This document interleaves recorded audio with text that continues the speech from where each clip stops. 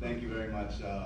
It's a great honor. Thank you very much to the PTR and the PTR Foundation for presenting this award to me. It really means a lot. I wanted to share with everybody kind of how I got started with the foundation, as well as my most recent project that I did with One Love Tennis. So about 5 years ago, I was working a project with the ITF in this country called Turkmenistan. I'm sure not many of you have heard of this country, but it's a country in Central Asia, bordered by Afghanistan, Iran, and Uzbekistan. And so it's a very closed country, and it was a very difficult project. So part of my training was to prepare the national team for the Asian Indoor Games. And so I took the team to Thailand to do a 2-week training block. This was over the Christmas break in December. And so since the kids that I'm coaching between the ages of 16 and 24 live in such a closed country, I couldn't just tell them, oh, we're gonna train for 2 weeks and you're not gonna be able to do anything. I had to give them a little bit of a break. So I made a deal with them and I said, okay, we'll train hard this first week, I'll give you the weekend off, and then we'll get back the second week.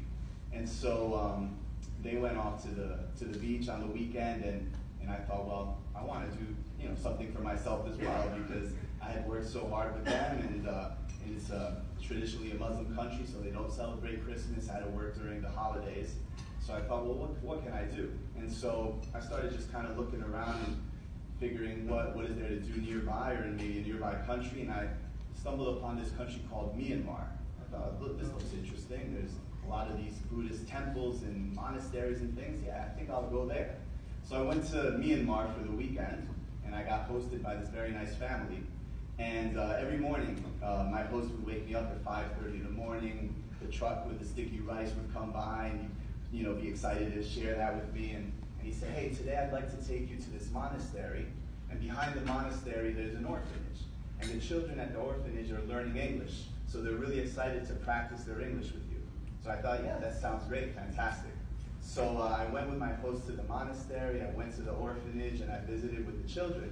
And there were about 25 children. They each had a chance to kind of speak with me a little bit. So, they'd ask questions like, what is your name? Or how old are you? And simple things like this.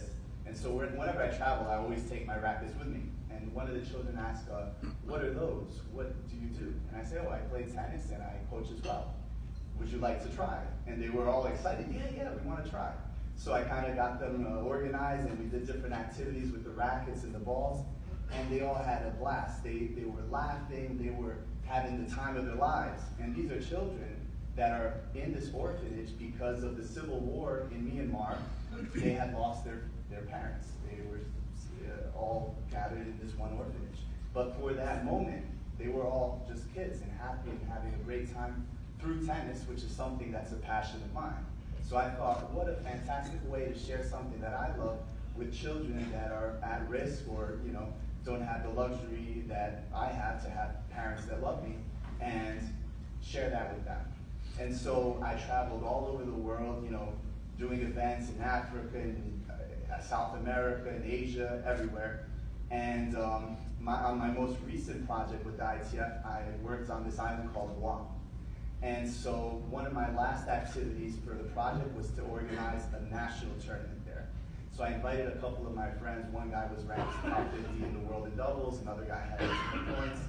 And after the tournament, I was going to go home. So I'm looking at flights, and I knew that I had to connect through Manila to go back to the US. And so for years, I've been following this one guy who had built a tennis court in the back of his house out of seashells and dirt, and the roosters are going crazy. These kids are shirtless, barefoot, hitting the ball. And I always thought, if I ever had the chance to go there, I want to go visit this guy. And so I had to connect through the Philippines anyway. So I wrote him and I said, hey, where are you located? I want to come visit.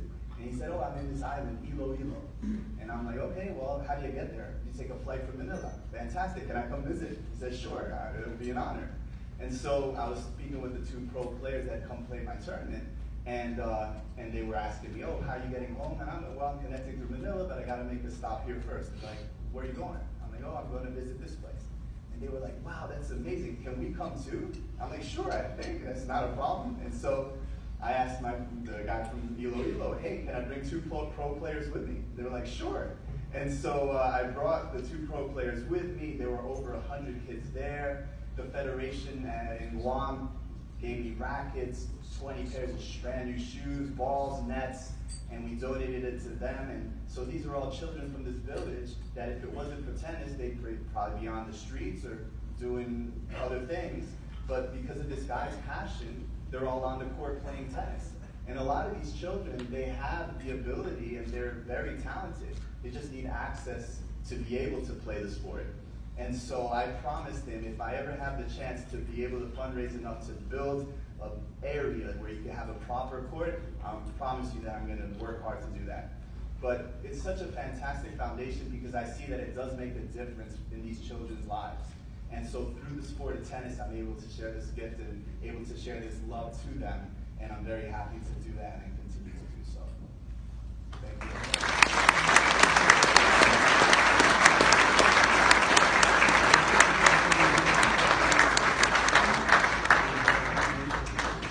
So with your generosity tonight,